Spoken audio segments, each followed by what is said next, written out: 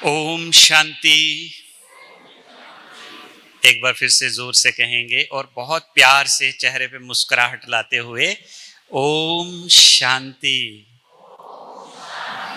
आवाज नहीं आई, कल जैसा उमंग नहीं है। फिर से एक बार ओम शांति। हाँ, अब थोड़ी बात बनी। तो सबसे पहले जो लोग कल आए थे, आज भी आए हैं, वो हाथ उठाएं पहले। क्या बात है, पूरा हॉल तो उन्हीं से भरा हुआ है। एक बार जोरदार ताली अपने लिए। जो आज पहली बार आए हैं वो हाथ उठाएं। अच्छा, बहुत बड़ी संख्या है। एक बार इनके लिए भी जोरदार तालियां।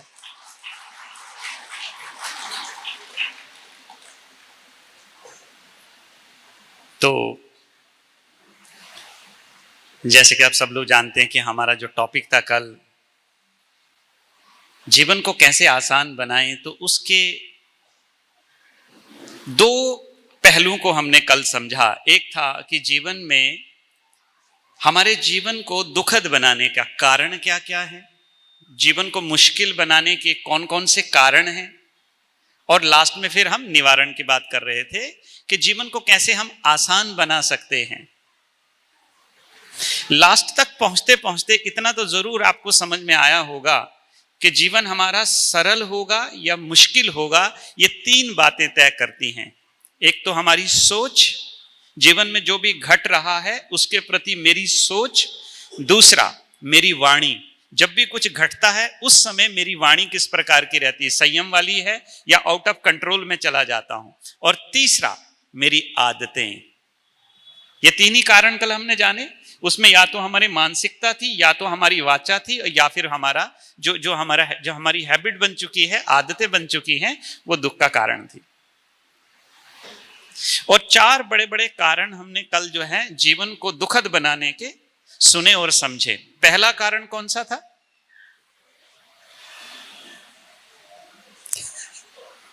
अच्छा, एक छोटी सी बात आपको सुनाता हूं। तो वो टीचर ने स्टूडेंट से पूछा कि बेटा ये बताओ कि सत्य और भ्रम में क्या अंतर है। ध्यान से सुनना, दाएं बाएं ध्यान मत देना। दाएं बाएं ध्यान देने के लिए हम बैठे हैं यहां, आप सिर्फ सामने की तरफ ध्यान देना। अगले 1 घंटे में मैं बहुत सारी बातें आपके साथ शेयर करूंगा। सारी आपको बिल्कुल याद नहीं रहेंगी, जैसे कि कल वाली भी सारी आपको याद नहीं रहेंगी। लेकिन एक बात पक्की है कि कोई एक बात जो आपके दिल को छू कर जाएगी और वही आपके जीवन में बदलाव का कारण बनेगी। बस उस एक बात के ऊपर फोकस करना है आपने। तो ध्यान से सुनेंगे तो ही आपको आपके प्रश्नों के उत्तर मिलेंगे। तो टीचर ने स्टूडेंट से पूछा कि सत्य और भ्रम में क्या अंतर है। स्टूडेंट ने बड़ी चतुराई से जवाब दिया कि सर, आप जो हमें सिखा रहे हैं, पढ़ा रहे हैं, यही सत्य है, पर आपको लगता है कि हमें समझ में आ रहा है, ये आपका भ्रम है। तो मैं क्या समझूं कि कल जो सिखाया था, सुनाया था, वो सत्य था या भ्रम था? सत्य था। तो पहला सत्य क्या था? पहला सत्य था कि हम जरूरत से ज्यादा चीजों के बारे में सोचने लग जाते हैं, और सोचते सोचते जब हमारी बैटरी पूरी डिस्चार्ज हो जाती है तब हम भगवान और किस्मत पे छोड़ देते हैं। यही काम पहले कर लेते, बैटरी डिस्चार्ज करने से पहले। और कुछ चीजें जैसे भविष्य और भूतकाल, ये हमारे वश में नहीं है, लेकिन जो वर्तमान है उसे ना बिगाड़े। और हम सब ने एक चीज जरूर एक्सपीरियंस की होगी, हम अपनी खुशियों को कल पर छोड़ते हैं कि कल खुश रहूंगा क्योंकि कल मेरे जीवन में ये सारी चीजें आने वाली हैं। दूसरा कारण बताया था अपना जिद्दी स्वभाव, अपनी बात को मनवा के रहना। बच्चे अपनी बात माता पिता से मनवाना चाहते हैं, माता पिता बच्चों से बात मनवाना चाहते हैं, टीचर स्टूडेंट से, स्टूडेंट टीचर से। और जब हमारी बात नहीं मानी जाती तो ईगो हर्ट होता है। जब ईगो हर्ट होता है तो तीसरा कारण गुस्सा आता है, क्रोध आता है। और क्रोध फिर हमारे जीवन को जो है, आप जाइए, हमने तो जेलों में जितने भी कैदी देखे, एक कैदी से मैं खास मिला था, मैंने उसको पूछा कि आपने ऐसा क्या किया जो आप यहां आ गए। उसने कहा 20 सेकंड की गलती 22 साल से जेल में। क्रोध कितनी देर के लिए आता होगा? बस यही है, 20-25 सेकंड से ज्यादा इसकी अवधि नहीं है, इससे ज्यादा इसका टाइम स्पेन नहीं है। लेकिन कुछ सेकंड में आपसे वो करवाएगा कि जीवन भर पश्चाताप की अग्नि में जलना पड़ेगा। और जो जिंदगी बड़ी सरल थी, बड़ी आसान थी, उसको हमने खुद ही कॉम्प्लिकेट कर दिया। तो किसी ने कहा कि बाबूजी रोते क्यों हो? बोले अपनी तो शक्ल ही ऐसी है। क्या कहा? अपनी तो शक्ल ही ऐसी है। तो कहा ऐसे कैसे हो गए? बोले रोते रोते। अच्छा किस बात का रोना? बोला पत्नी ढंग की नहीं, बच्चे ढंग के नहीं, पड़ोसी ढंग के नहीं, सिस्टम ढंग का नहीं, सरकार ढंग की नहीं, मेरे जीवन में कुछ भी ढंग का नहीं। तो ये सब क्या है? रोना नहीं तो और क्या है? चौथी बात हमने कल ये सुनी और समझी थी कि जरूरत से ज्यादा एक्सपेक्टेशंस। लोग मुझसे एक्सपेक्टेशन रखते हैं, इसका तो चलो मैं किसी भी तरीके से जो है सोल्यूशन फाइंड आउट कर लेता हूं, लेकिन जब मेरी खुद से जो एक्सपेक्टेशन है वो मीट नहीं होती है, तब दिल दुखी होता है, तब हम परेशान होते हैं। और आप सब लोग अनुभवी होंगे, आप सबका अपने आप के साथ भी एक्सपेक्टेशंस हैं, हाँ या ना? और जब वो मीट नहीं कर पाते तो आपका सिंपल सरल सा जो जीवन है उसे आप क्या कर देते हैं? मुश्किल बना देते हैं। अब सवाल ये था कि इस जीवन, ये मैं कंक्लूड कर रहा हूं जो आज पहली बार आए हैं, ताकि उन्हें समझ में आए कि जो हम आज सुनने वाले हैं उसका रिलेशनशिप क्या है कल वाले से। फिर सोल्यूशन में बताया कि अगर आप किसी भी बड़ी बात को छोटा करना चाहते हैं तो माफी मांगना सीखें। लेकिन एक बात जो आपके जीवन में बाधा का रूप बनेगी, जो आपसे माफी नहीं मंगवाने देगी, वो ये कि बार बार अगर मैं ही माफी मांगूंगा, मैं ही झुकूंगा, तो लोग मुझे फॉर ग्रांटेड ले लेंगे। थोड़ा तुम झुक लो, थोड़ा हम झुक ले, 50-50। लेकिन वो 50 कौन पहले स्टार्ट करेगा? दूसरी बात बताई थी माफ करना। किसी को माफ करना ये अपने आप में बहुत बड़ी ताकत है, और यकीन माने सबसे नहीं हो पाता है। बहुत कम लोग हैं इस दुनिया में जो दूसरों को माफ कर पाते हैं। अच्छा माफ करना क्या है, इसको और गहराई में आज समझेंगे हम। तीसरी चीज आपको बताई थी, बाउंड्री में रहना सीखें। पिछली बार जब मैं संभाजी नगर में आया था, किसी सज्जन पुरुष ने हमसे पूछा था कि कोतवाल साहब ये बताओ कि मेरी बाउंड्रीज क्या क्या हैं, कैसे पता चलेगा मुझे मेरी बाउंड्रीज? तो आपको एक कल भी नुस्खा बताया था, आज भी बताता हूं। जब भी आप किसी रिलेशनशिप में इरिटेशन से गुस्से की ओर बढ़े, तो यकीन मानना अब आपने बाउंड्री लांघ ली है। आप पिता हैं, आप पुत्र हैं, आप पति हैं, आप पत्नी हैं, आप सास हैं या बहू हैं, इन सभी रिश्तों में आपकी एक सर्टेन बाउंड्री है। बदलते वक्त के साथ साथ आप इन बाउंड्री को समझना शुरू कीजिए। और जब तक आप अपनी बाउंड्रीज को नहीं समझेंगे, बाउंड्रीज में नहीं रहेंगे। अच्छा आप मुझे बताइए, आपकी बाउंड्री में कोई अगर घुस जाए, आपको पसंद है? नहीं पसंद है ना? आप कभी भी नहीं चाहेंगे कि कोई आपकी पर्सनल स्पेस में आ जाए। और जब भी कोई आपकी पर्सनल स्पेस में आ जाता है, आप डिस्टर्ब हो जाते हैं। तो फिर आप दूसरों की पर्सनल स्पेस में क्यों चले जाते हैं? क्योंकि we care them, we love them, हमें उनसे प्यार है, हम उनकी परवाह करते हैं। इसलिए हम ये नहीं चाहते कि उन्हें नुकसान हो, उन्हें कोई परेशानी हो, उन्हें कोई तकलीफ हो। और इसलिए हम अपने सर्कल से कूद के सीधा उनके सर्कल में, विदाउट देयर परमिशन, उनकी इजाजत के बिना हम उनके सर्कल में घुस जाते हैं। फिर वो भी डिस्टर्ब और हम भी डिस्टर्ब। मैं आपको एक चीज बताना चाहता हूं, बहुत सारे ऐसे सीन आपकी लाइफ में बनेंगे जहां आपका मन करे कि अभी कूद के उसके सर्कल में चला जाऊं। लेकिन एक चीज याद रखना, श्री कृष्ण सर्वशक्तिमान, ब्रह्मांड का सारा ज्ञान उनके पास, फिर भी वो महाभारत के युद्ध के मैदान में युद्ध को रोक नहीं पाए। आप 16 दूने 32 अध्याय सुना के देख लो, उनसे तो 16 अध्याय में नहीं हो पाया, आप 32 सुनाकर देख लीजिए, आपसे कुछ नहीं होने वाला। क्योंकि होनी को आप बिल्कुल भी टाल सकते नहीं हैं, यही परम सत्य है। हां, एक पिता के रूप में, एक पुत्र के रूप में, एक पत्नी के रूप में आपकी एक बाउंड्री है। बाउंड्री में रहकर पूरी सलाह दीजिए, फिर उसकी किस्मत पे छोड़ दीजिए। क्यों? क्योंकि होनी को कोई आज तक टाल। जब श्री राम सीता मैया की चोरी को रोक नहीं पाए, आप कंट्रोल करके देख लीजिए। क्यों? होनी इतनी प्रबल है कि वो होके ही रहेगी। जब श्री राम के जीवन, कृष्ण जानते थे कि युद्ध होगी, फिर 18 अध्याय क्यों सुनाए? ताकि मुझे कभी गिल्ट ना हो कि मैंने मेरा प्रयास, बाकी मैं सब जानता हूं होने वाला। यही है जीवन को सरल बनाने के तरीके। अब ये तो सारी बातें थियोरेटिकल हो गई, नॉलेज हो गया, समझ हो गई। समझ तो हमको आ गई कि कारण क्या है और निवारण क्या है। अब सवाल ये पैदा होता है कि ये सब करने के लिए ताकत भी तो चाहिए ना। जैसे आप सब लोग हैं, आपको सबको पता हमें अपनी बाउंड्री में रहना है, लेकिन जैसे सीन आता है तो आपको पता चलता है कब आप बाउंड्री से बाहर चले गए? नहीं पता चलता। अच्छा, आपको पता है कि गुस्सा करना अच्छी बात नहीं है, फिर भी जब सीन आता है तो आपको गुस्सा आ ही जाता है। इसका मतलब नॉलेज तो है आपके पास, लेकिन आपके पास क्या नहीं है? खुद को रोकने की ताकत। जैसे मुझे मालूम है कि यूं ब्रेक दबाने से गाड़ी रुकती है, लेकिन मेरे पैर में ताकत होगी तभी गाड़ी रुकेगी, मेरे ज्ञान से गाड़ी। इसलिए ज्ञान के साथ साथ ध्यान लगाना भी बहुत जरूरी है, जिसे आपकी सरल भाषा में मेडिटेशन कहते हैं, और आजकल मोबाइल के जमाने में उसको चार्जिंग कहते हैं। जैसे आप अपने मोबाइल को चार्ज करते हैं, ठीक उसी तरह से आप अपने मन को जब चार्ज करेंगे, बुद्धि को चार्ज करेंगे, तो बुद्धि के अंदर जितना भी ज्ञान है उसे आप उपयोग कर पाएंगे। आप सोचे, घर में एक छोटा सा सीन बन गया, आपको क्रोध आया।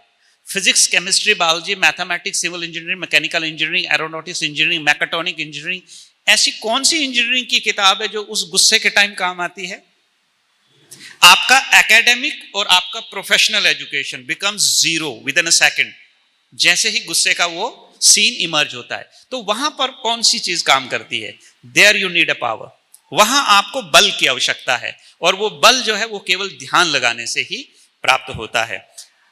क्या ये सत्य है कि हम ध्यान लगाएं तो हमें ऊर्जा मिलती है? हाँ, मोबाइल हमें सिखाता है कि अगर तुम मेरा ध्यान बिजली के प्लग के साथ लगाओगे तो मैं तुम्हारे मोबाइल को चार्ज कर दूंगा, क्योंकि जैसे सोर्स के साथ कनेक्ट करेगा वैसे एनर्जी फ्लो होनी शुरू होगी। हाँ या ना?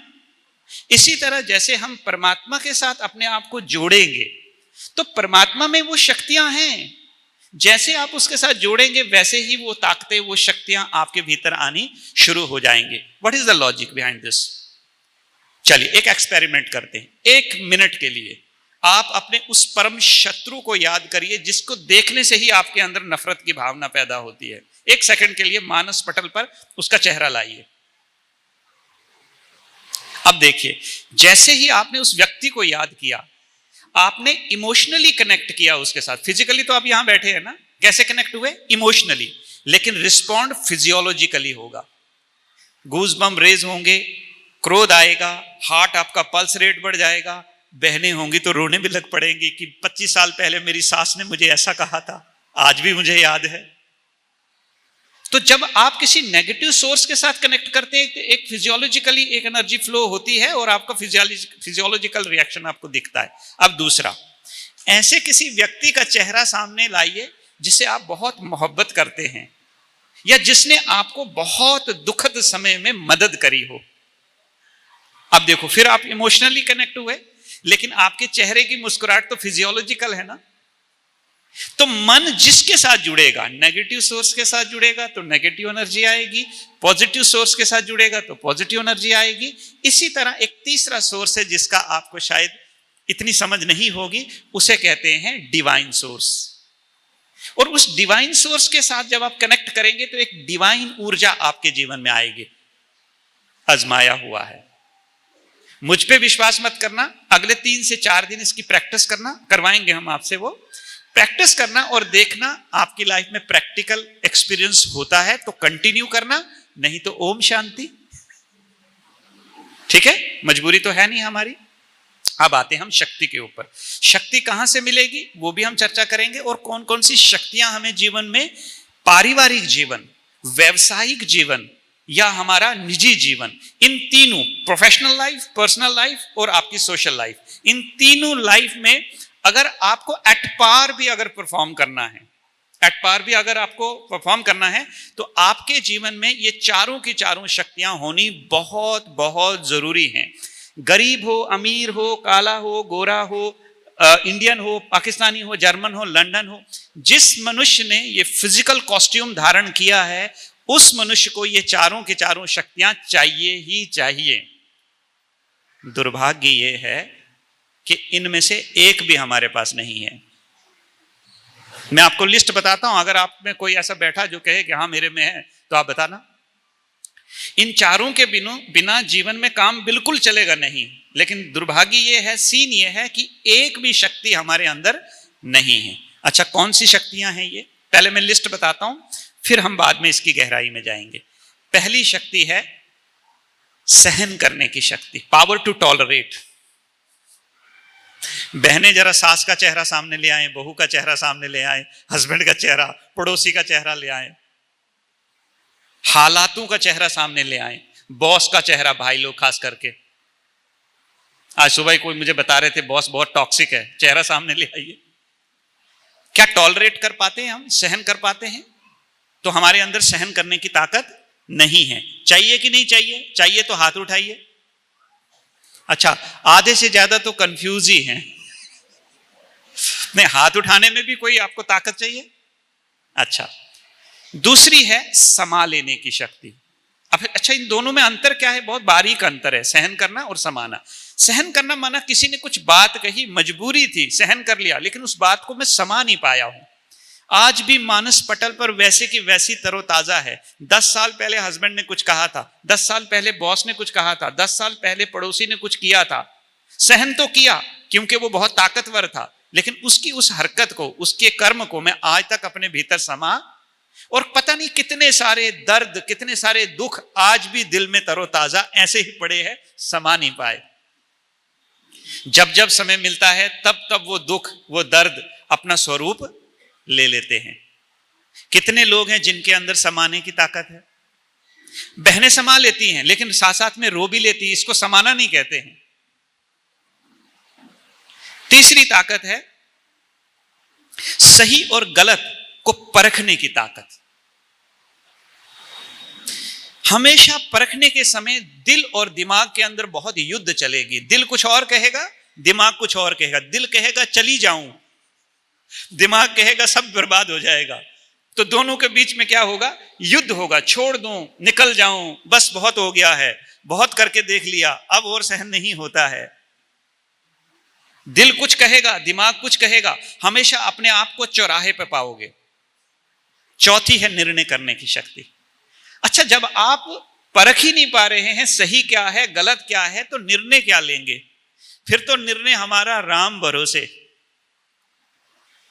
जो मन में आया फर्स्ट कम फर्स्ट सर्व, जो पहले मन में आया सो कर डाला, और जिंदगी भर पश्चाताप की अग्नि में जलते रहे। फिर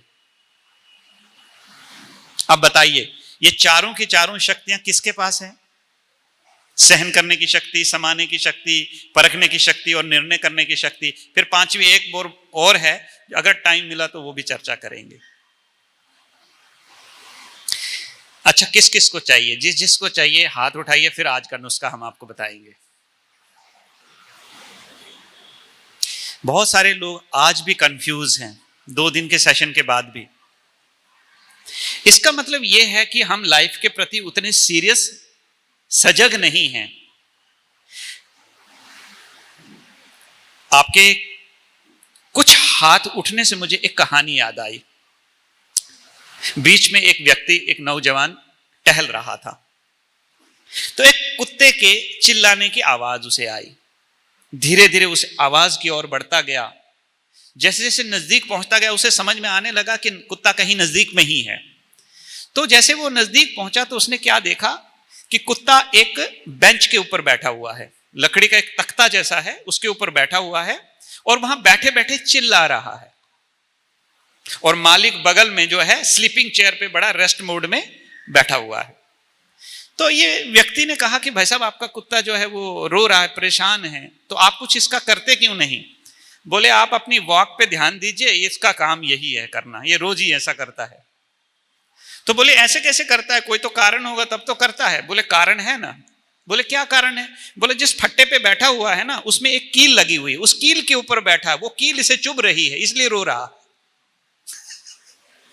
तो फिर इसने पूछा कि वो कील पे बैठा क्यों है? बोला, आदत पड़ी हुई है। अब आलम यह है कि कील पे बैठे बिना आराम, बस यही है हमारा भी आलम कि जीवन में अब निराश इतने हो चुके हैं कि खुद के प्रति भी आशा हमने छोड़ दिया और हालातों के ऊपर पूरे डिपेंडेंट हुए हैं। ये चारों के चारों शक्तियां अगर हम प्रूव कर पाए तो फिर वादा कीजिए कि आप वो जरूर करेंगे। अगर हम प्रूव कर पाए कि ये संभव है, या हमारे जीवन में स्वाभाविक रूप से आ सकती हैं, तो बस आपसे इतना ही चाहूंगा कि आपने कुछ दिन इसकी प्रैक्टिस करनी है और फिर खुद को ही आप रेट करना कि आज के दिन और 25 दिन के बाद आपके जीवन में कितना बड़ा अंतर है। पहली शक्ति है सहन करने की शक्ति। सवाल नंबर 1, सहन करना ताकत है या कमजोरी? फिर से पूछता हूं, सहन करना ताकत है या कमजोरी? ताकत। कितने लोग हैं जो कहते हैं ये ताकत है? अच्छा, 1 मिनट खड़े रहना, ऐसे हाथ रखना, तको मत, ऐसे ही रखो, 2 मिनट। एक और सवाल है, तो आप लोग मानते हैं कि सहन करना ताकत है। अच्छा, जितनों ने हाथ उठाया उतनों में से ये मुझे बताओ कि आप में से कितने लोग हैं जो ये सहन कर पाते हैं? और कर पाते तो हाथ खड़े रखना, नहीं तो नीचे, फिर मैं बताऊंगा करना क्या है। अगर कर पाते तो हाथ खड़े। देखो सबके धीरे धीरे हाथ नीचे। पता ही नहीं अपने बारे में, we call it personality identification. हमको पता ही नहीं है मैं किस तरह का व्यक्तित्व हूं। पर्सनैलिटी आइडेंटिफाई नहीं हम कर पा रहे खुद की, अपने बारे में भी हमको कोई ज्ञान नहीं है। सहन करना, आपने जो कहा यही सत्य है कि यह ताकत है, लेकिन दुर्भाग्य है कि यह ताकत हमारे अंदर नहीं है और यह ताकत ध्यान लगाने से आती है, जो हम लगाते नहीं, इसलिए हमारे जीवन में सहन करने की ताकत, जबकि आपने खुद कन्फेस किया है कि यह ताकत है, कमजोरी नहीं है। लेकिन इस ताकत का जब आपको उपयोग कब कहां करना है और कितना करना है, जब आपको यह पता नहीं चलता, तो यही ताकत आपकी कमजोरी बन जाती है। Your strength turns into your weakness. क्यों? क्योंकि आपको उसे कब, कहां, कितना और कैसे रूप में यूज करना है, इमोशनल इंटेलिजेंस नहीं है। अब मैं आपको छोटी सी बात बताता हूं कि कैसे हमारे जीवन में सहन करने की शक्ति आ सकती है। सुनने के लिए तैयार हैं तो हाथ उठाइए। Thank you very much. Basic सा सवाल, एक आम के पेड़ को अगर आप पत्थर मारो तो क्या देता है? आम, जोर से बोलना। तो मुझे लगा कि सब लोगों का शटर ऑन ही है, डाउन नहीं हुआ। आम को पत्थर मारने से, पेड़ को पत्थर मारने से क्या देता है? अगली बार फिर पत्थर मारो, क्या देगा? आम। अगले साल सेम सीजन में वापस पत्थर मारो, क्या देगा? आम। 10 साल के बाद वापस पत्थर मारो सेम सीजन में, क्या देगा? और अगर आपको, खास करके उनसे पूछ रहा हूं जिन्होंने हाथ उठाया था कि सहनशीलता एक ताकत है, अगर आपको यहां बाहर निकलते ही वो गली में कोई एक पत्थर मारे, आप क्या करेंगे? आम देंगे या वरदान देंगे? देखो ना कितना डिफरेंस है ना। अभी थोड़ी देर पहले आपने हाथ उठाया था कि सहन करना एक ताकत है। आम का पेड़ 10 साल से आपके पत्थर खाने के बावजूद भी आपको आम दे रहा है, और आप एक पत्थर को सहन नहीं कर पा रहे। किसी की बात रूपी पत्थर दिल पे लग चुकी है, छलनी हो चुका मेरा दिल उस एक पत्थर से, उस एक शब्द से, और आज भी 25 साल हो गए हैं, आज भी मुझे याद है। सवाल यह पैदा होता है कि आम के पेड़ में ऐसा क्या है जो मुझ में नहीं है?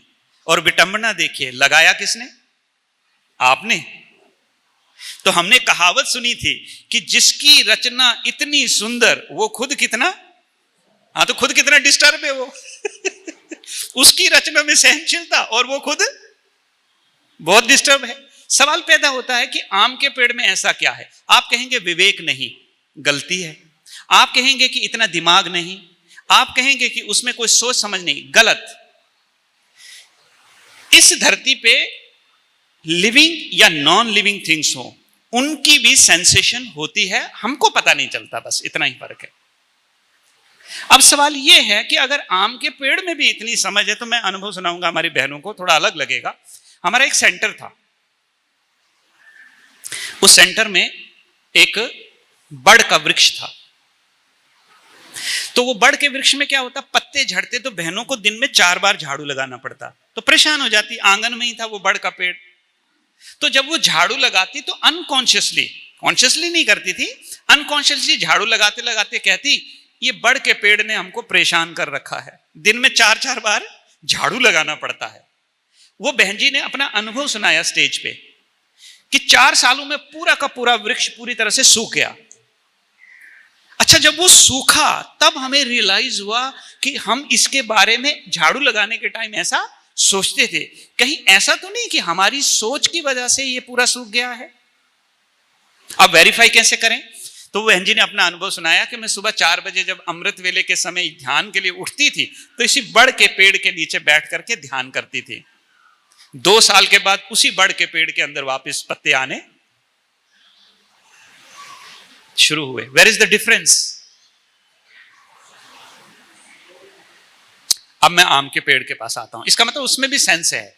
अगर सेंस है तो फिर हर बार पत्थर खाने के बावजूद भी वो हमें आम क्यों देता? उसके अंदर 2 बातें हैं। ध्यान से सुनना, पूरा मन लगा के सुनना।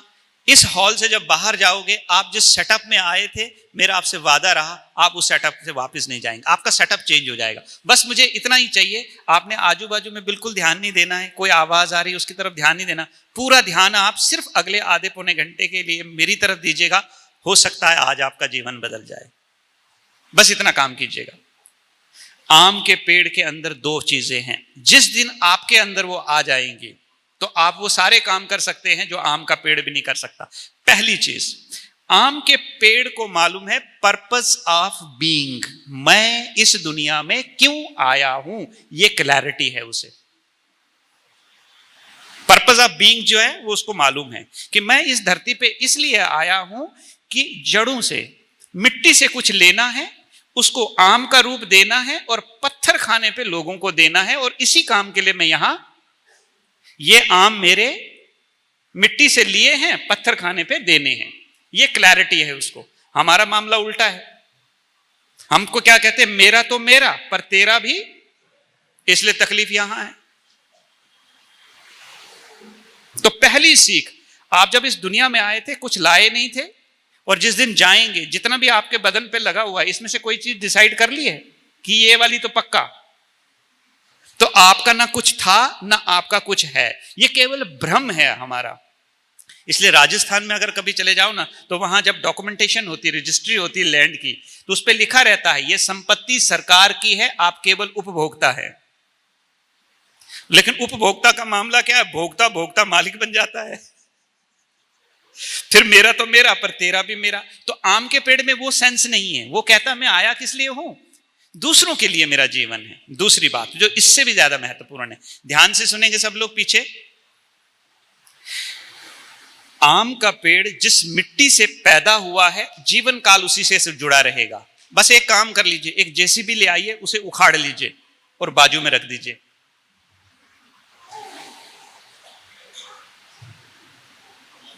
उखाड़ के आपने बाजू में रखा, अब उसको पत्थर मारिए, अब आम दे पाएगा? क्योंकि आम का जो स्रोत था ना, वो मिट्टी थी, अब वो उस मिट्टी से उखड़ चुका है, अब उसके ऊपर कोई आम नहीं आएंगे। यह हमारी दूसरी गलती। हम जिस मिट्टी से पैदा हुए हैं उससे हमारा जुड़ाव है ही नहीं, तो सहनशीलता के आम कहां से आएंगे?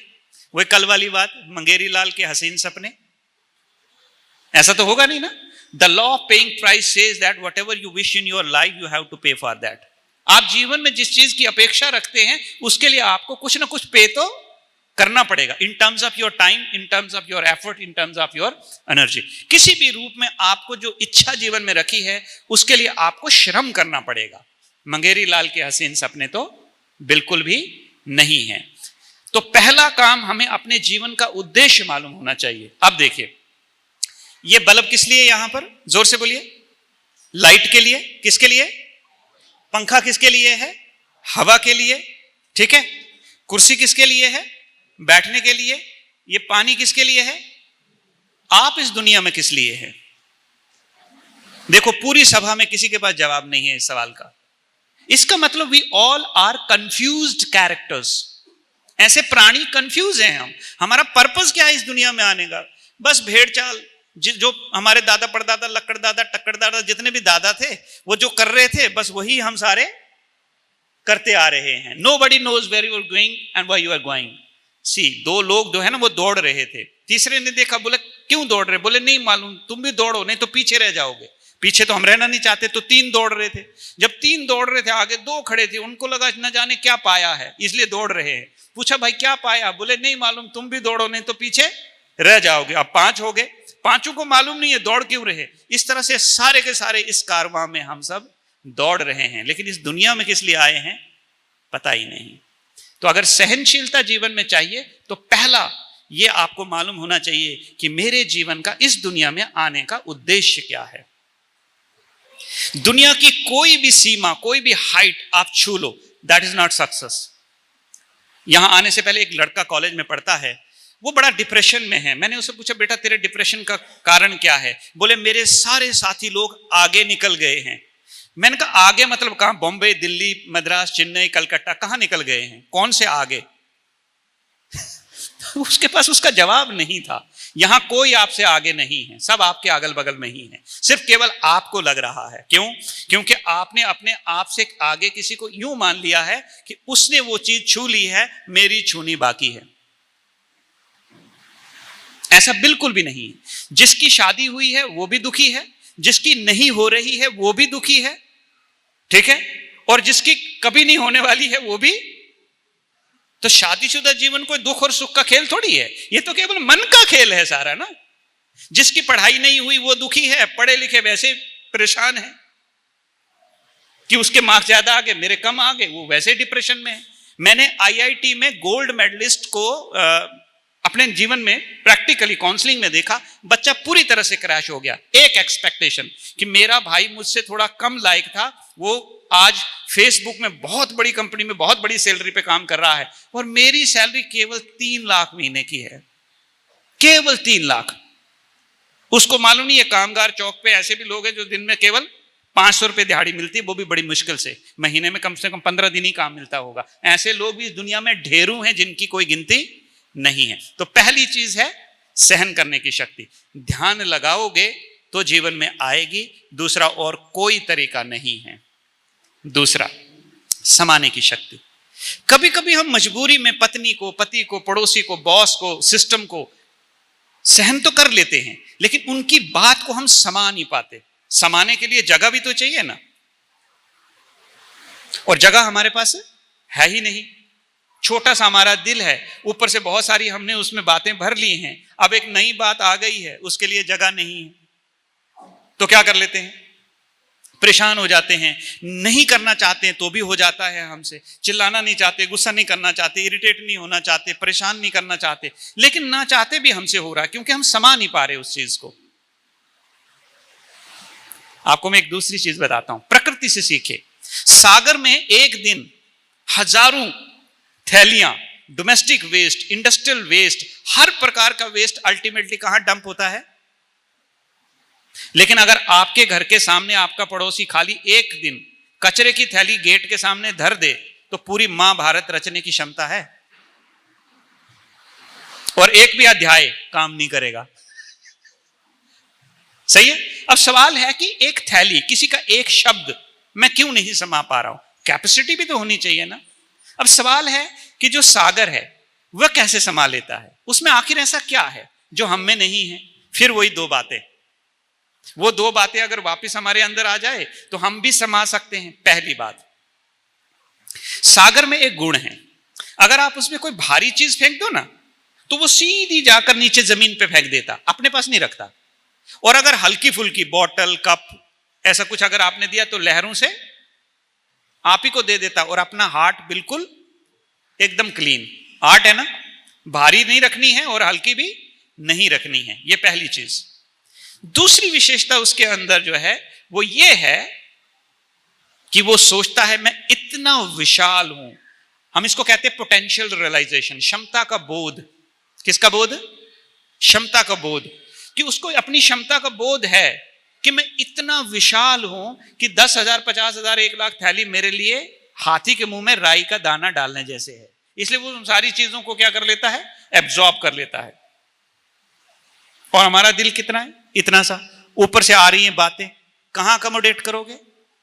बड़ा दिल होगा तभी ना अकोमोडेट कर पाओगे।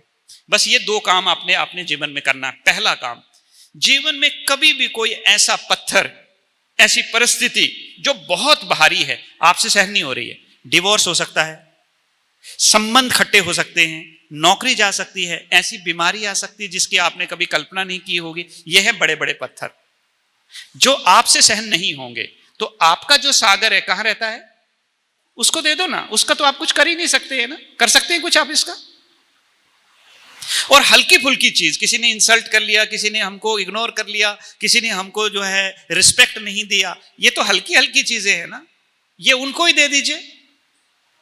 आप लेंगे, if you behave like a dustbin, अगर आप डस्टबिन बनेंगे तो लोग क्या करेंगे? तो कभी कभी नहीं लगता हम डस्टबिन बन चुके हैं और लोग आकर इधर से भी आ रहा वो भी डाल रहा, उधर से आ रहा वो भी डाल रहा है, उधर से आ रहा वो भी डाल रहा है, और पूरी हमारी कचरे की पेटी, बुद्धि रूपी कचरे की पेटी भर गई। अब हम फ्रेम में रह पाएंगे?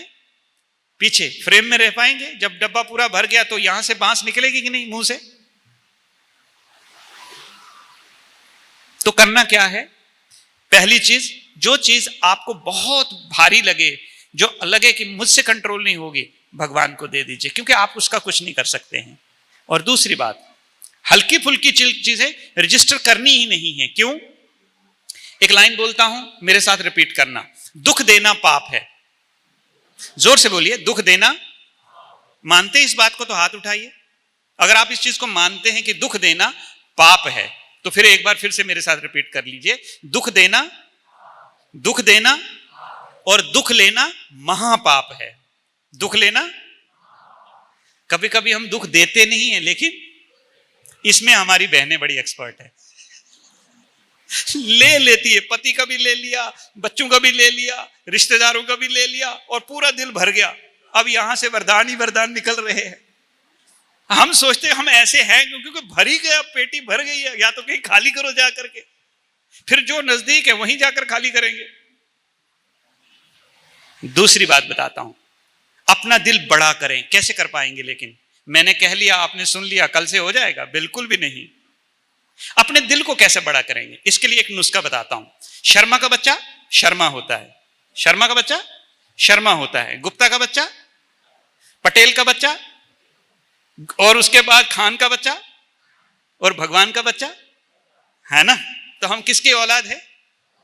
तो फिर इतना छोटा सा दिल, वो तो कितना विशाल है ना, वो कितना विशाल है। अगर हम उसकी औलाद हैं तो फिर हमारा दिल भी कितना बड़ा होना चाहिए। क्या हुआ, पति ने कुछ कह दिया, क्या हुआ, पत्नी ने कुछ कह दिया, क्या हुआ, सास ने कुछ कह दिया, तो एक बहन मेरे पास आई, पूरा हर बात मुझे ही बोलते हैं। तो मैंने कहा फिर क्या, पड़ोसी की पत्नी को बोलेंगे? भाई तुम ही रेंज में आती हो इनके तो रेंज से बाहर तो आदमी नहीं जा सकता है ना। बच्चे कहते हैं मम्मा हमेशा आप मुझे ही बोलती रहती। भाई आपको ही बोले, पड़ोसियों के बच्चों को तो नहीं बोल सकते हैं ना। तो अपने मन को हमने समझाना है। क्यों? समझ से ही आपकी बात को वो मानेगा, राइट? तो ये आ गया समाने की शक्ति। तीसरा है परखने की शक्ति। तो कई बार हम हालातों को, कारणों को परख नहीं पाते, इसलिए गलत निर्णय ले लेते हैं। परखने के समय में दिमाग का जो चैटर है वो इतना तीव्र गति से चलता है कि एक विचार के लिए हजारों विचार मन में चलते हैं, और वो जो हजारों विचार करने में बुद्धि की जो बैटरी है वो उसमें पूरी डिस्चार्ज हो जाती है। फिर आप परफॉर्म क्या करोगे? डिस्चार्ज बैटरी तो परफॉर्म नहीं कर सकती है ना। परखने के लिए चाहिए कसौटी। सोना असली है या नकली है, कैसे परखेंगे आप? कसौटी होगी आपके पास, तभी ना परख पाएंगे।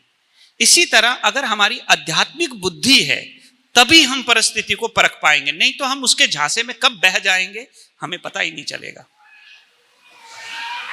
तो आध्यात्मिक बुद्धि कैसे हम डेवलप करें? उसके लिए एक स्पिरिचुअल कल्चर, एक आध्यात्मिक कल्चर शुरुआती दौर से हमने अपने जीवन में बनाना है, ताकि उस कल्चर से कभी भी कोई परिस्थिति जीवन में आए तो हम आसानी से उसका सामना कर सकें।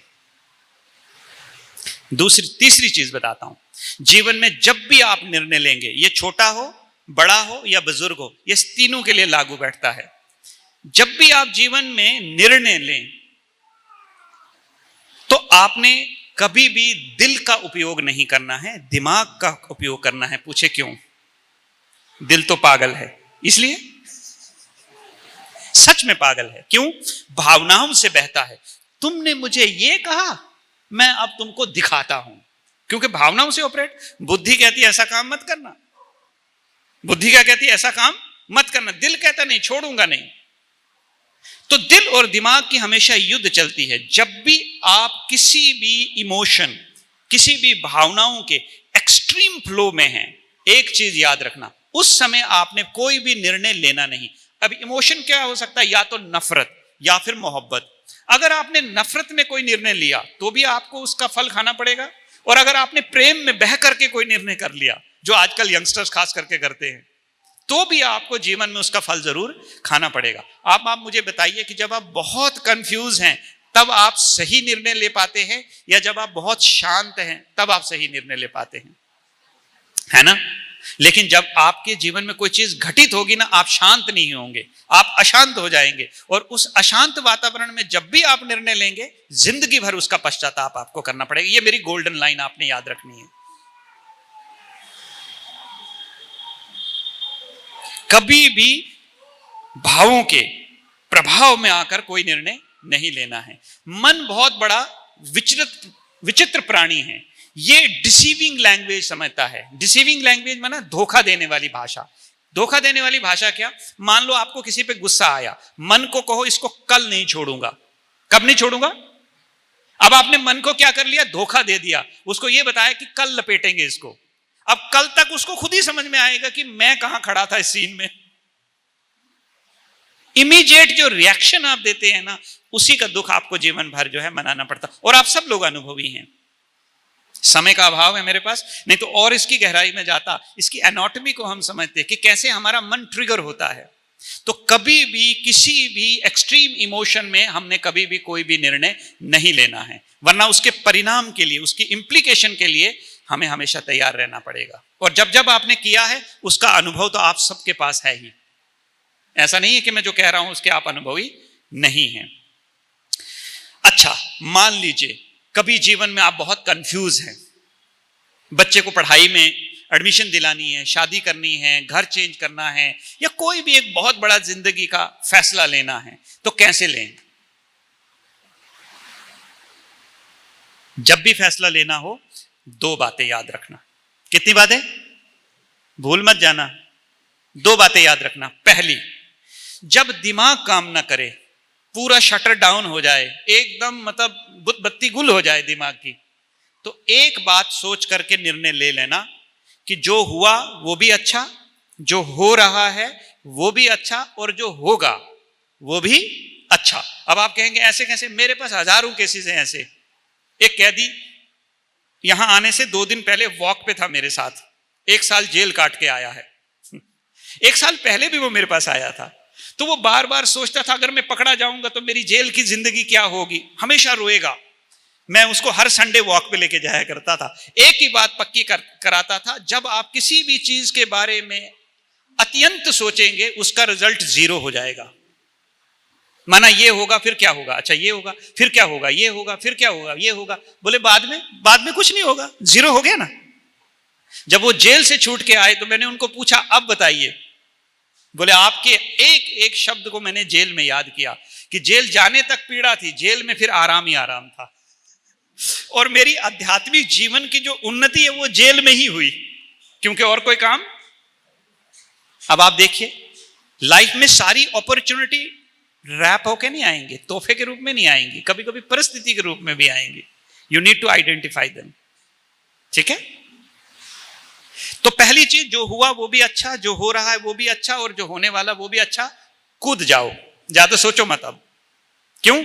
होने को कोई टाल सका नहीं।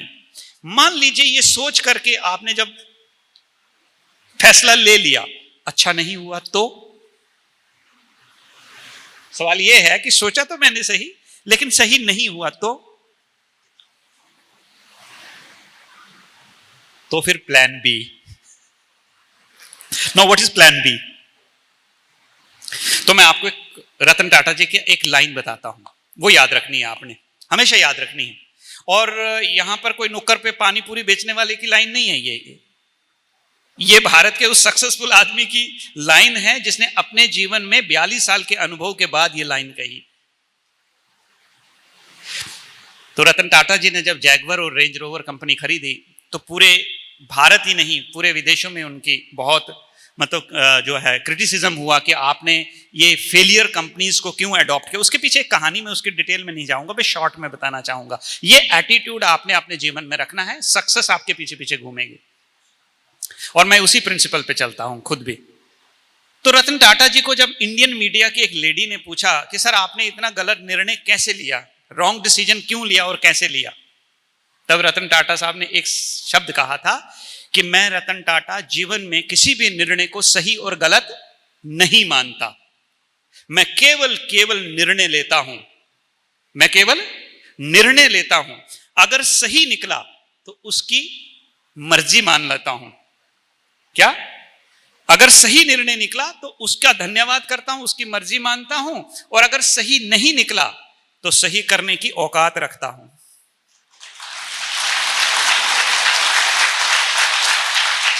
रोता नहीं, सही करने की औकात रखता हूं। बस यही एटीट्यूड। मान लीजिए आपने निर्णय लिया, गलत हुआ तो क्या, ठीक करेंगे ना। वर्स्ट कम वर्स्ट क्या होगा, प्राण तो नहीं निकलेंगे ना, या प्राण ही निकल जाएंगे। तो फिर कीनिया में एक बिजनेसमैन से मिला मैं, पूरा कंगाल हुआ, 2,500 करोड़ की संपत्ति, सोचिए, जस्ट इमेजिन, पूरा कंगाल। आदमी का माइंडसेट देखिए आप। तो उसको किसी ने पूछा, हमारे सामने किसी ने पूछा उनको कि अब क्या करेंगे। कितना बढ़िया जवाब दिया। बोले जब मैं कीनिया में आया था मेरे पास सिर्फ $500 थे। कितने? $500। ये 2,000 करोड़ की संपत्ति मैंने बनाई है, मैं अभी भी जिंदा हूं, वापस बनाने की औकात रखता हूं। उनके खुद के शब्द है ये कि जीरो से हीरो बना हूं, हीरो से जीरो हुआ तो जीरो से हीरो बनने का अनुभव तो मेरे पास वैसे ही है। This is all about your mindset, आप कैसे उस माइंडसेट को यूज करते। तो ये चौथी आ गई, निर्णय लेने की शक्ति। अब आखिरी बताता हूं, वो है सामना करने की शक्ति। ध्यान से सुनना, दिल से सुनना। मैं चाहता हूं आपके जीवन में बहुत सुख हो, आनंद हो, कामयाबी आपके हर कदम को छुए। लेकिन एक चीज सत्य है जिससे आप कोई भी डिनायल नहीं कर सकते हैं कि life is totally unpredicted, uncertain. मैं बोलते बोलते ओम शांति हो सकता हूं, यही परम सत्य है। हमें एक ही चीज हमारी दीदियां सिखाती हैं कि हर घड़ी अंतिम घड़ी है, वो मेरी कभी भी हो सकती, बोलते बोलते भी हो सकती है। ये कोई बड़ी बात नहीं, नॉट अ सरप्राइज, बहुतों के साथ हुआ भी है। लाइफ टोटल अनसर्टन है, अगले क्षण आपके साथ क्या होगा कह नहीं सकते। मैंने सैकड़ों कैंसर पेशेंट काउंसलिंग में देखे। कॉमन क्वेश्चन, हमने कभी जीवन में नहीं सोचा था कि ऐसा भी दिन कभी, जैसे यहां बैठे आप में से शायद किसी ने सोचा होगा। लेकिन life is totally uncertain, believe me, विश्वास कीजिए मेरा। कभी आपके घर में टेलीग्राम देकर या डोर नॉक करके नहीं आएगी, all of the sudden and on the way, रास्ते में ही लपेट लेगी हमको।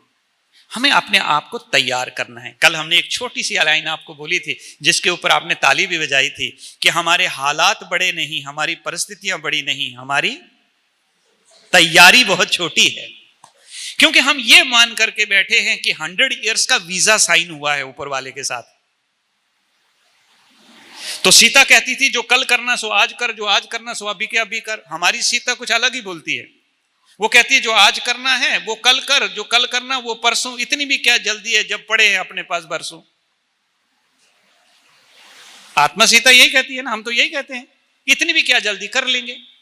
मेरे पिताजी बोलते थे, मैं 21 साल का था, बोले अभी से आध्यात्मिक जीवन, बाबा बन जाओगे। तो मैंने कहा फिर क्यों, 60 साल के बाद। क्या कहते हैं? 60 साल के बाद। तो हमारे पास एक कागज था, हमने कहा इस पे लिख के दो हम 60 साल तक जिंदा रहेंगे। गारंटी नहीं, ऐसा कह बैठे। तो जब जिस इंसान की अगले पल की गारंटी नहीं, यहां ये मान करके बैठे हो कि सारी जिम्मेदारियां पहले पूरी कर लूं फिर करूंगी, आप पूरे हो जाएंगे, आपकी जिम्मेदारियां कभी पूरी नहीं होंगी। ये गोल्डन लाइन याद रखना। आपकी जिम्मेदारी तभी पूरी होगी जब 4 लोग आपको ये जो बगल में है ना वहां लेके जाएंगे, इंक्लूडिंग मी। बहन जी बोली शमशान घाट है। यही परम सत्य है। उस दिन आपकी सारी जिम्मेदारियां खत्म हो जाएंगी। इसलिए इतनी तेजी से मत चलो, इतनी तेजी से मत दौड़ो कि वक्त को पत्थर मार के आपको रोकना पड़े। पत्थर मतलब परिस्थिति। एक काउंसलर की हैसियत से बोल रहा हूं। इसलिए सामना करने की शक्ति, जीवन में हर नए दिन एक नई परिस्थिति आ रही है। सोचो अगर मानसिक रूप से अगर हम उसका सामना नहीं कर पाएंगे। आज छोटे छोटे बच्चे डिप्रेशन में हैं, क्यों?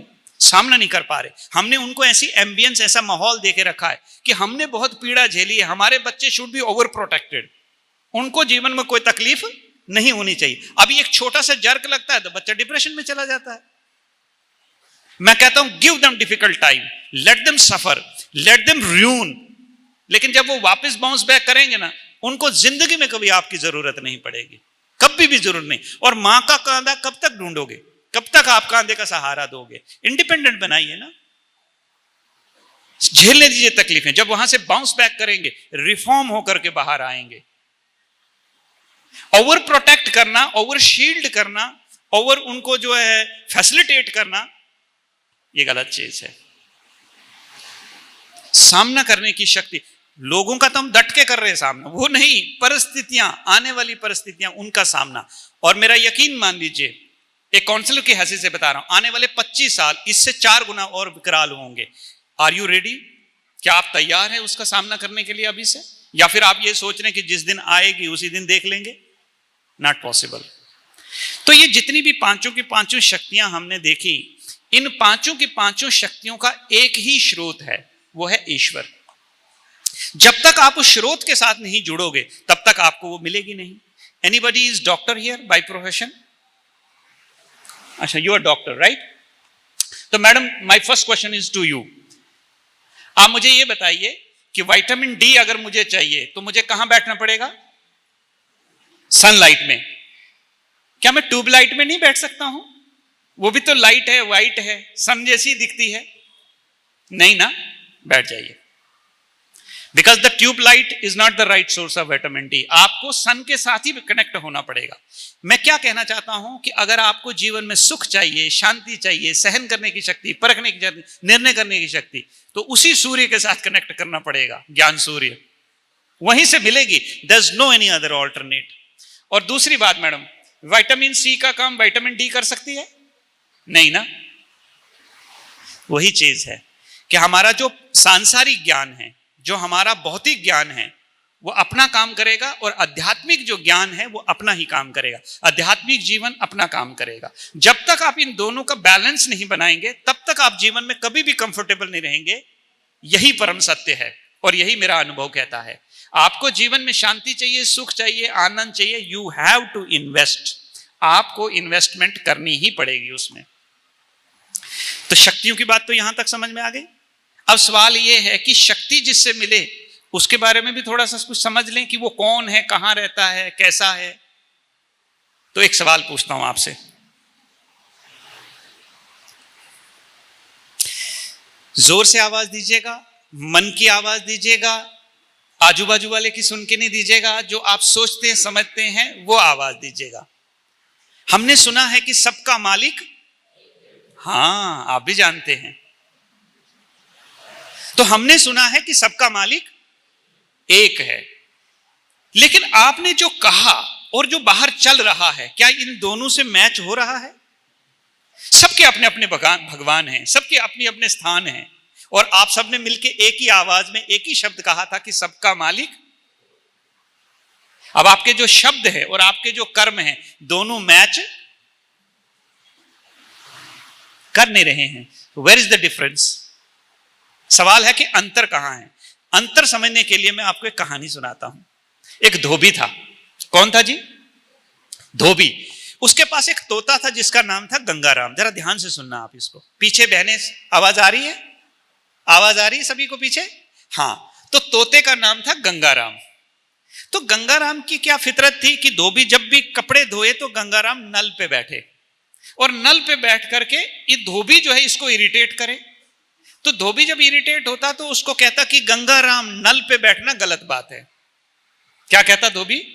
गंगाराम नल पे बैठना गलत बात है। वो ठहरा तोता, उसने वो धोबी की बात रट ली।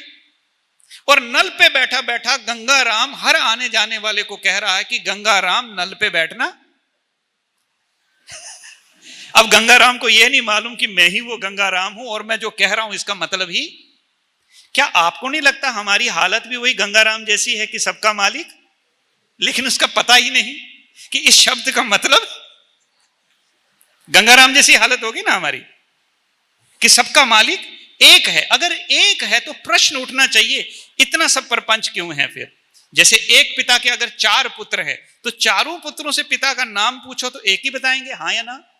जोर से पीछे, हाँ या ना? अच्छा, आपके पिताजी क्या करते हैं तो एक ही बताएंगे, डॉक्टर हैं तो डॉक्टर ही बताएंगे चारों के चारों। ऐसा थोड़ी एक बोलेगा इंजीनियर, दूसरा बोलेगा डॉक्टर, तीसरा बोलेगा कारपेंटर है, नहीं, क्योंकि वो चारों सगे भाई हैं तो यही कहेंगे कि हमारे पिताजी का नाम ये है और हमारे पिताजी ये काम करते। तो तीसरा सवाल पूछो, आपके पिताजी रहते कहाँ हैं? तो एक बोलेगा जलगांव रहते हैं, दूसरा बोलेगा धुलिया में रहते हैं, तीसरा बोलेगा हमारे संभाजी नगर में रहते हैं। ऐसा तो नहीं कहेंगे ना, चारों एक ही बात कहेंगे कि राम मंदिर में रहते हैं या बाबरी मस्जिद में रहते हैं या मक्का मदीना में रहते हैं या जेरूसलम में रहते हैं। तो एक नई कहानी, बचपन में स्कूल में हमारे टीचर हमें पढ़ाया करते थे, the 6 blind and the elephant, 6 अंधे और हाथी की कहानी। किस किसने सुनी है? सुनिए, वाह, गुड, तो फिर बढ़िया है। मेरे को सिर्फ अभी 15 मिनट लगेंगे, इतना टाइम है अपने पास? ठीक है। तो 6 अंधे और एक हाथी, एक्सपेरिमेंट किया गया। उन अंधों को पूछा गया कि हाथी को छू कर बताओ कि हाथी कैसा है। अंधों को क्या पूछा गया कि हाथी को छू करके बताओ कि हाथी कैसा है। तो एक नेत्रहीन ने हाथी की दुम पकड़ ली, उसने कहा कि हाथी तो रस्सी जैसा है। It was a subjective experience, उसने उसको रस्सी जैसा अनुभव किया, इसलिए उसने गलत नहीं कहा। उसने जो महसूस किया वही उसने हाथी के बारे में कहा कि हाथी कैसा है, रस्सी जैसा है। दूसरे अंधे ने कान को पकड़ा, उससे पूछा बताओ बेटा हाथी कैसा है, उसने कहा पंखे जैसा। कैसा है? Subjective experience. तीसरे को पूछा कि हाथी कैसा है, तो उसने कमर पकड़ी तो उसने कहा हाथी है दीवार जैसा। अब आप मुझे बताइए, हाथी तो हाथी है। अब ये जो 6 लोग कह रहे हैं ये सही है या गलत है? अपने तरीके से सही है और सत्य के तरीके से गलत है। अपने तरीके से सही है लेकिन सत्य के तरीके से सारे के सारे गलत हैं। हाथी तो हाथी ही है, ना वो रस्सी है, ना वो दीवार है, ना वो पंखा है। हर किसी का अपना अपना अनुभव है। ठीक उसी तरह आध्यात्मिक नेत्रहीन होने के कारण, हम सब लोग आध्यात्मिक नेत्र ना होने के कारण, हमने भी जो भगवान के प्रति अनुभव किया वही हमारा भगवान है। कईयों के तो आजकल मनुष्य भी भगवान है। साउथ में रजनीकांत का मंदिर है, दर्शन करने जाइएगा कभी मौका मिले तो। बॉम्बे में सचिन तेंदुलकर का है। मतलब इंसान भी भगवान है इंसानों के लिए। और फिर कहावत क्या है, सबका मालिक एक है। इसकी जरा गहराई में जाएंगे, जिसने ये कहा था वो सत्य था या हम सत्य हैं, इसको जरा समझने की कोशिश करते हैं हम। एक छोटी सी एग्जाम्पल से मैं आपको समझाने की कोशिश करूंगा।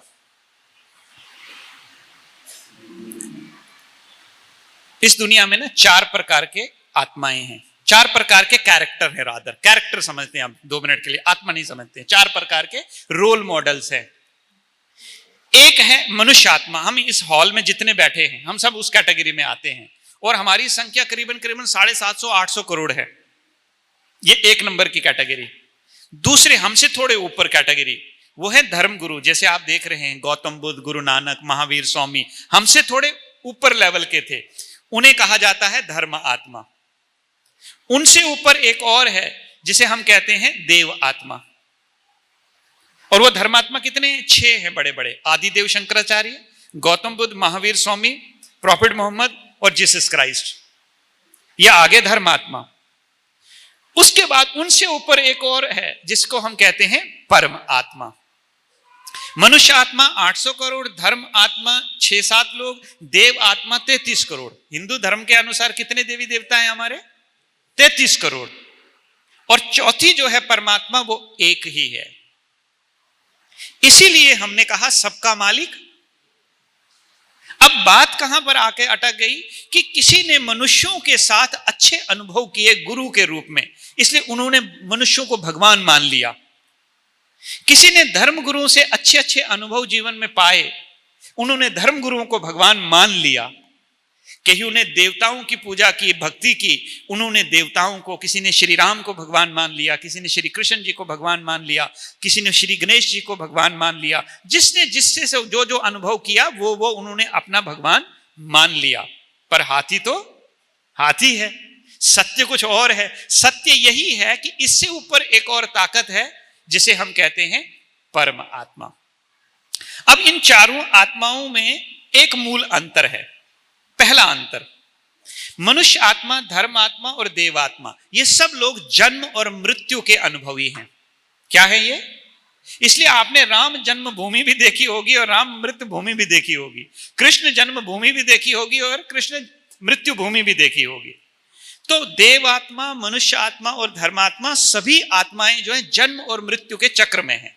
दूसरा, उनके जीवन में आप दुख भी देखेंगे और सुख भी देखेंगे। किसी भी धर्मगुरु को उठा के देख लीजिए, जीसस क्राइस्ट, गौतम बुद्ध, महावीर स्वामी, या किसी भी देवी देवता को आप देख लीजिए, उनके जीवन में भी दुख और सुख। तीसरे, कि उनको जन्म देने वाले उनके स्थूल माता पिता होंगे। जैसे श्री राम के माता पिता थे, श्री कृष्ण के माता पिता थे, तो उनके माता पिता भी होंगे। लेकिन जो परमात्मा है, ना उनका जन्म है, ना मृत्यु है, ना दुख है, ना सुख है, ना हार है, ना जीत है, ना ही उनकी कोई माता है, ना ही उनका कोई पिता है। तो कुरान में उसे खुदा कहते हैं, खुद आने वाला। और हिंदू धर्म में हम उसे शिव स्वयंभू कहते हैं। स्वयंभू, और भू अर्थात भूमि पे आने वाला। उसको लाने वाली कोई मां नहीं है। अब आपने देखा होगा कि जैसे गाय का बछड़ा है, गाय जैसा ही दिखता है, शेर का बच्चा शेर जैसा, बकरी का बच्चा बकरी जैसा, और मनुष्य का बच्चा मनुष्य जैसा।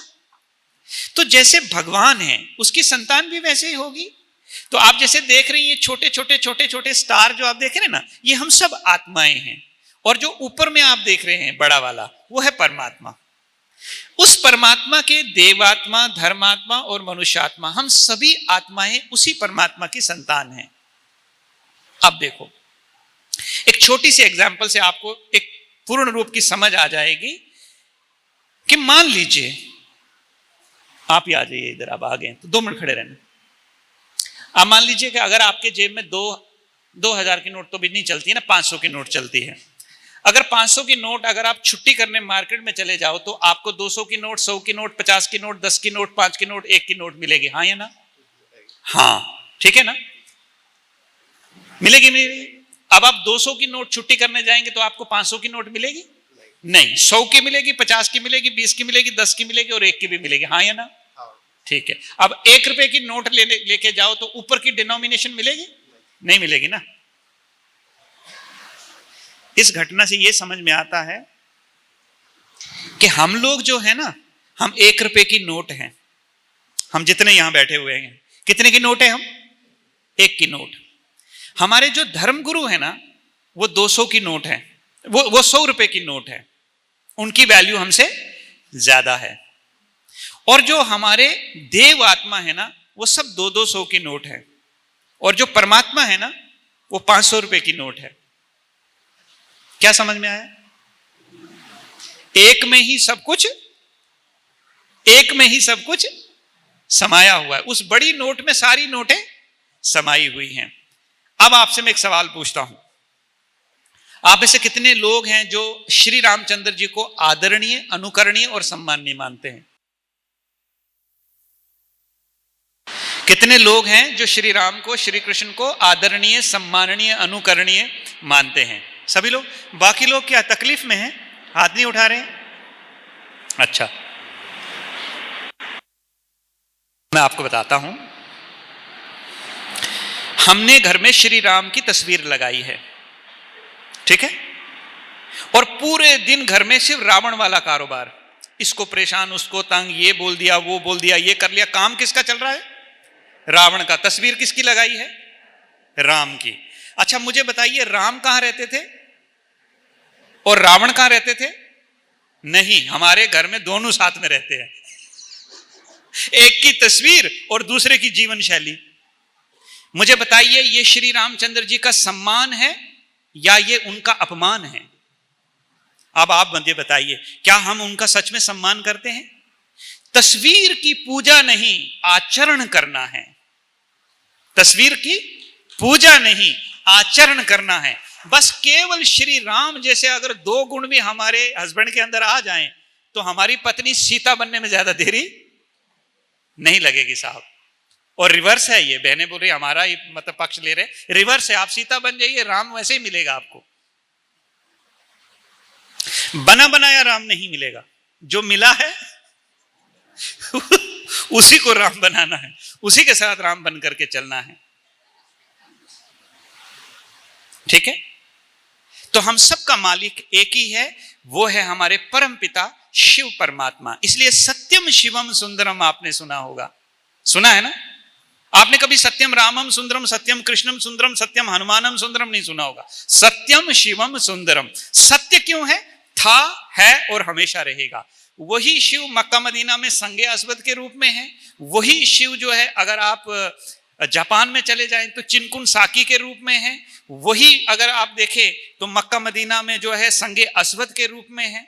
इसलिए हिंदू, मुस्लिम, सिख, ईसाई हम सब हैं भाई भाई भाई। क्योंकि हमारा परम पिता परमात्मा एक ही है। लेकिन परमात्मा की सटीक पहचान न होने के कारण हमारे अंदर जो भाईचारा है वो नहीं रह पा रहा है। आप मुझे बताइए, भारत में कितने लिंग हैं? 12 क्या? पत्थर लिंगम क्यों नहीं बोला? ज्योतिर्लिंगम क्यों बोला? क्योंकि ईश्वर भी ज्योति ही है। जैसे आत्मा ज्योति है वैसे वो परमात्मा शिव भी ज्योति हैं। परंतु उस ज्योत को याद करने के लिए हमने उनका एक प्रतिबिंब बनाया जिसे हम शिवलिंग कहते हैं। तो उस परम पिता परमात्मा शिव के हम सब बच्चे हैं। अब आप सोचो कि हमारे पिताजी भगवान हैं और हम सारे गरीब। तो ये तो वही हुआ ना कि राजकुमार गली गली भीख मांग रहा है। राजकुमार गली गली क्या मांग रहा है? भीख। सुख दो, सम्मान दो, रिस्पेक्ट दो, बात मान लो। ये क्या है? I call it royal beggars. क्या है हम? Royal beggars. बड़ी डेकोरेटेड बैगिंग करते हैं हम। तो हमेशा ये याद रखना है कि परम पिता परमात्मा की हम संतान हैं। जीवन में कोई संघर्ष आ रहा है, कोई परिस्थिति आ रही है, कोई प्रॉब्लम आ रही है, उसको कंसल्ट कीजिए ना। उससे बेहतर राय आपको कौन देंगे? इधर आ जाइए, इधर आ जाइए, आपको कह रहा हूं, इधर आ जाइए। उस तरफ मुंह फेर करके अपने पिताजी का नाम बताइए। क्या नाम बताया? हाँ जी, दिलीप। अब बैठ जाइए। अब आप देखिए कि हमारी सबकॉन्शियसनेस में कितना पक्का बैठा कि मैं दिलीप का बेटा हूं, भगवान का नहीं। और सबका मामला यही सेट है। अब आप सोचो, जब हमारी, ये आपकी बात नहीं, पूरी सभा में पूछ के भी देखा है हमने, हम हमेशा इस कॉस्ट्यूमिक जो वर्ल्ड है ना, ये देह की जो दुनिया है ना, उसी में घूमते हैं। कल से ये सोच के घर से निकलना कि मैं भगवान का बेटा हूं, फिर देखना कि आपकी सोच जो है वो किस प्रकार की होगी। कोई परिस्थिति अगर आपको छू के देख ले तो कहना कि मैं भगवान का बेटा हूं। खाली नरेंद्र मोदी जी कॉल लगा लें और कहें कि कल से तेरी सारी चिंता मेरी। छाती 56 इंच की उनकी हो ना हो, इनकी तभी कभी हो जाएगी। और उनसे ऊपर है परमपिता परमात्मा और मैं उनका बच्चा हूं। मुझे प्रधानमंत्री जी से मिलना हो 10 जुगाड़ लगाने पड़े, लेकिन मेरे पिताजी हो ना, कोई जुगाड़ की जरूरत। तो भगवान को अपने जीवन में लाने के लिए जुगाड़ की जरूरत नहीं है, क्योंकि वही हमारा परम पिता है, वही हमारा सत्य पिता है, वही हमारा जीवन साथी है। बस उसके साथ थोड़ा सा हमने क्या करना है? कनेक्शन जोड़ना है। मुझ पे विश्वास नहीं करना है। 21 दिन ये काम आधा आधा घंटा करके देखना है और खुद अपने आप से फिर आप प्रूव करना कि जो मैं कह रहा हूं वो सत्य है या केवल एक मोटिवेशन है। ठीक है जी? प्रॉमिस? प्रॉमिस सभी लोग करेंगे? हाथ उठाइए। अभी भी केवल 70%। खुद पे विश्वास नहीं है। ठीक है, तो अब मेरी एक पर्सनल रिक्वेस्ट है आप सब लोगों से। आप इजाजत दें तो मैं बोलूं। बोलिए हाँ। आवाज नहीं आई, फिर से आवाज नहीं आई, और आवाज। अच्छा, तो वादा रहा ना। मैं चाहता हूं कि आपका जीवन बहुत सुखद हो। आपके पारिवारिक जीवन में जो भी समस्याएं हैं, व्यवसायिक जीवन में जो भी समस्याएं हैं, भगवान उसकी आंच आपके ऊपर आने ना दे। लेकिन केवल मेरे कहने से ये नहीं होने वाला है, कुछ पार्ट आपको भी प्ले करना पड़ेगा। तैयार है, हाँ या ना? तो मेरे कहने से मेरी रिक्वेस्ट है दोनों हाथ जोड़ करके आप सबसे कि अगले 3 दिन आधा घंटा पौना घंटा मेरे कहने से आप निकालना। और ये दीदियां जो हैं आपको 3 दिन राजयोग मेडिटेशन का कोर्स करवाएंगी जो बिल्कुल निःशुल्क है, और ये सिर्फ आपने मेरे कहने से करना है। 3 दिन के बाद हम निष्कर्ष करेंगे कि हमें इसे जीवन में धारण करना है या फिर Om Shanti tata bye bye. 3 दिन आधा पौना घंटा निकाल करके आपने अपना समय निकालना है, और 3 दिन का ये मेडिटेशन जो है प्रॉपर सीखना है, और फिर उसके बाद अगले 21 दिन इसकी प्रैक्टिस करनी है, और फिर 22वें दिन आपने निर्णय लेना है कि कंटिन्यू या डिसकंटिन्यू। एग्री? हाथ उठाइए। कितने लोग हैं जो मानते हैं? अभी तो सबने हाथ उठा लिया।